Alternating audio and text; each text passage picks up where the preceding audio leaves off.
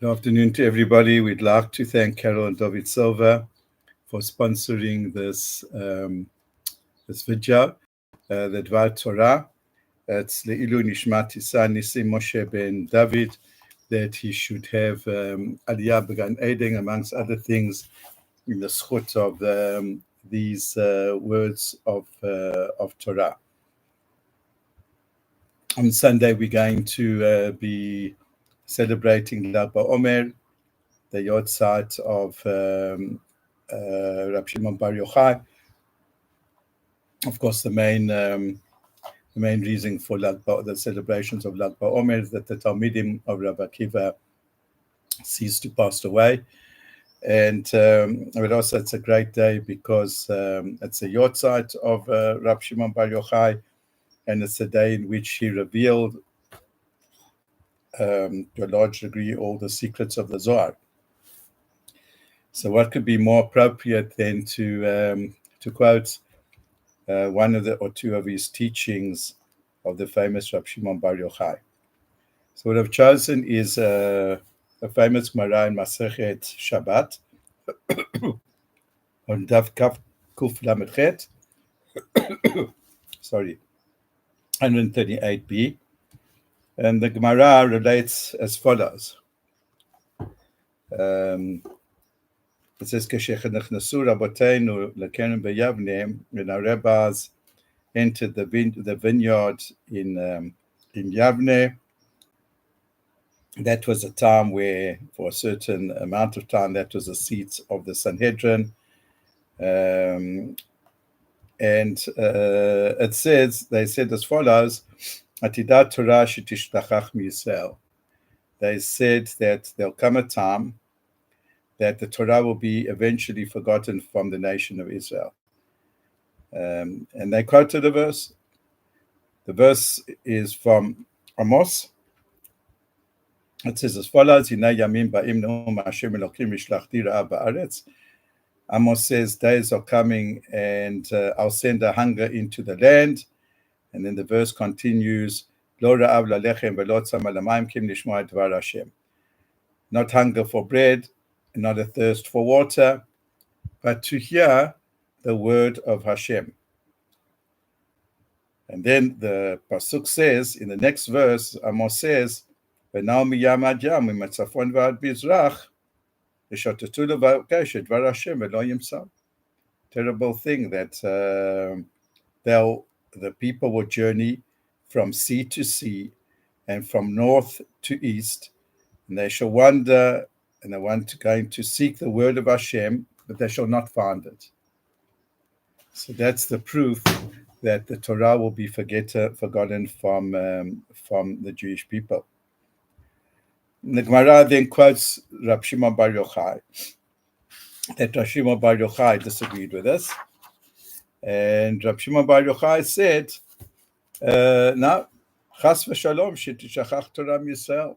God forbid that the Torah should be forgotten from Israel. That's impossible, because already in the Torah, Moshe Rabbeinu says, "Ki lo tashachach mipi zaro," that the Torah will not be forgotten from the mouth of the nation's offspring. So now the problem is, if the Torah is not going to be forgotten, so how does Rabbi Shimon Bar Yochai interpret the verse that the Chachamim just said, that there'll be in the end of days a terrible famine, a terrible thirst to find Torah, and people will go from one sea to the other sea, and they'll wander and they'll look for Torah, but they won't find it. So how does he interpret that verse? So the Gemara says, what it means is, Shelo yimtzu halacha brura u'mishnah brura b'makom echad. What it means is that they will not find, first of all, halacha brura, a clear halacha, u'mishnah brura, and a clear teaching, b'makom echad, in one place. So that's what Rabbi Shimon Bar Yochai says. He says that yes, there will be the Torah won't be lost, won't be forgotten. But when it says there'll be like a famine, and people will look for bread and for water to assuage their hunger and their thirst, they won't find it, because there won't be a halacha brura and a mishnah brura b'makom echad. What do we learn from? So what does it? What does this mean? What three things do we learn from Rab Shimon Bar Yochai? The first one is a tremendous sense of hope and knowledge that the Torah will never ever be forgotten from the Jewish people.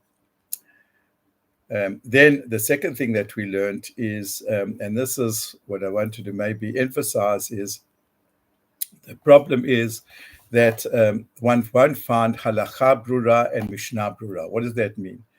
It means, like, many times we learn, there's so many explanations, there's so many innuendos, there's so many details, and yet why don't we feel necessarily that we are satiated and that we are satisfied and that our thirst has been quenched? Because it's not a halacha brura. Bottom line, one feels that there's no clear halacha. With all the knowledge and with all the information, there isn't a clear ruling, what many times people say, bottom line. So what should we do? And it's not only in a local concerning a specific act. Halacha brura means, in this, Rav Nachman Mibratzlov explains, it means that there isn't a clear message. There isn't a clear direction where we should be going. There isn't a clear method of behavior. I'm speaking now in the macro, what we should do. Take now the cases where we find ourselves now in the midst of a war, and with all the anti-Semitism and all the hatred and all the casualties. So where does one feel? Because I'm not speaking about pep talks and, certain people, I'm not belittling it, words of encouragement, but where's the halacha brura? Where is a clear direction from leaders, all leaders? Speak about religious leaders, on where we're going, what we should do, halacha brura. It's not clear. And notice that he says that there's another problem. The problem is that it's not halacha brura b'makom echad. Somehow there's not a clear halacha in one place. In other words, some people say like this, some people say like that. One doesn't feel that in one place, that one group has got an overall strategy, overall direction and directives what we should do. This group has got a little bit of truth in what they're saying. This one has got a little bit of truth in what they are saying. And so, but yet in the end, we feel hungry, we feel thirsty, because it's not concentrated in one place. So that's what it means, halacha brura. Sometimes then Rab Shimon Bar Yochai says there's another problem. There's a mishnah.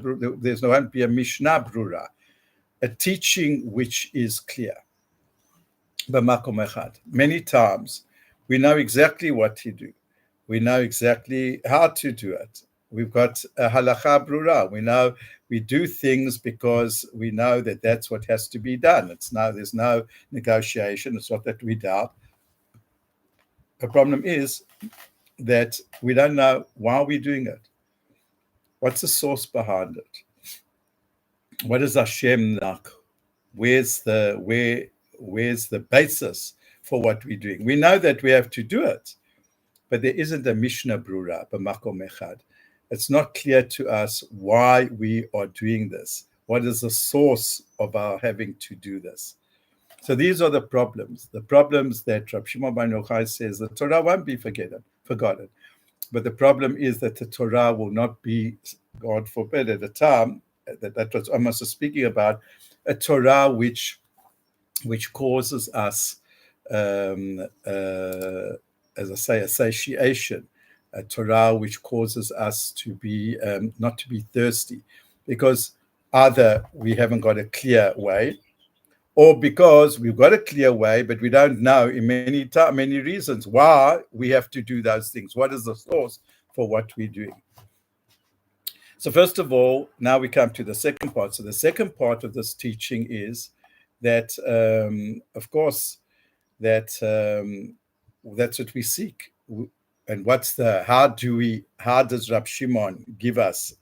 It explains to us now that this is the predicament.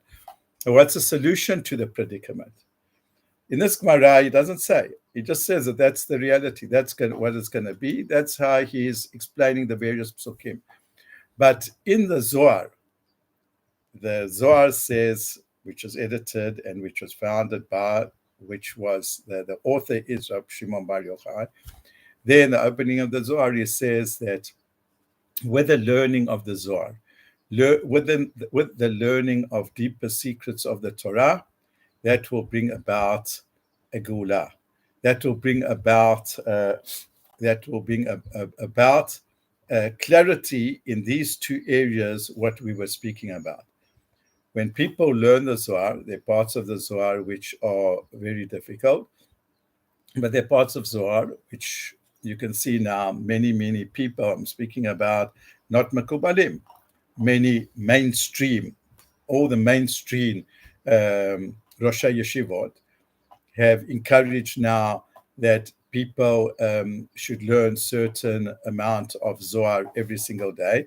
And that Rab Shimon Bar Yochai says that when we've got a type of learning that uncovers more the deeper side of the Torah, so then that will bring about the end to this dilemma, this predicament of not finding an halacha brura and a mishnah brura. We'll know, first of all, the sources.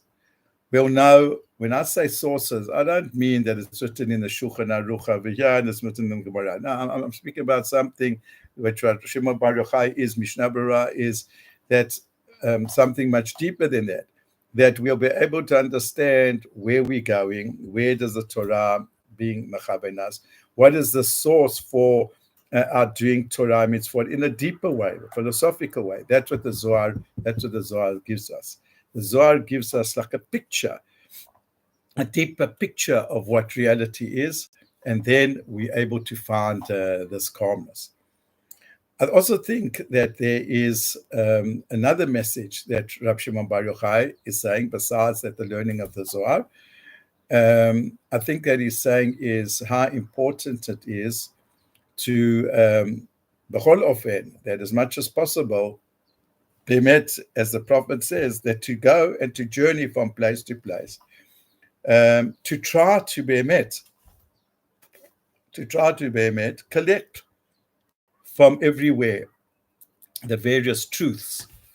It's a very, very hard job, but I think that's something that as much as possible that we can do. We've got an internet now, and it can help us. Then we'll go to, once we're able to also then to meet with different rabbis today and to connect different systems of thought.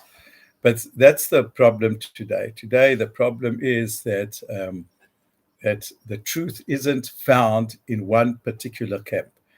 And that makes it very, very difficult for everyone, including the people who think that they've got all the answers. It makes it very difficult because they're not in touch with what the other side. I'm speaking now from a religious point of view.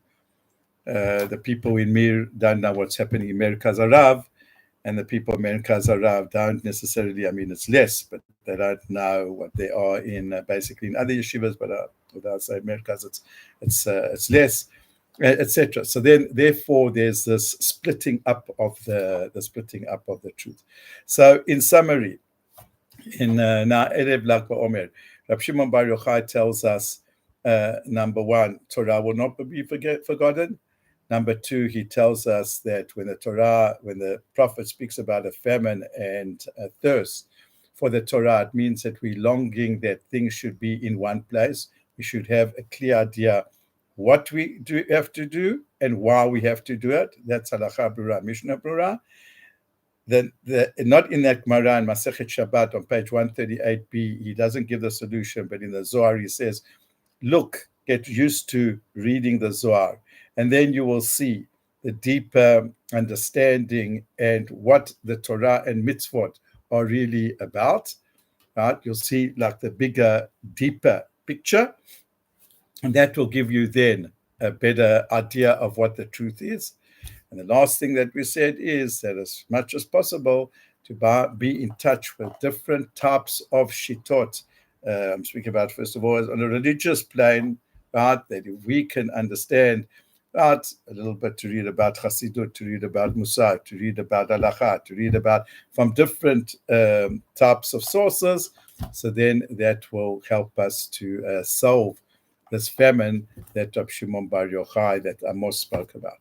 So Shabbat Shalom Lekulam, B'Kol Tov.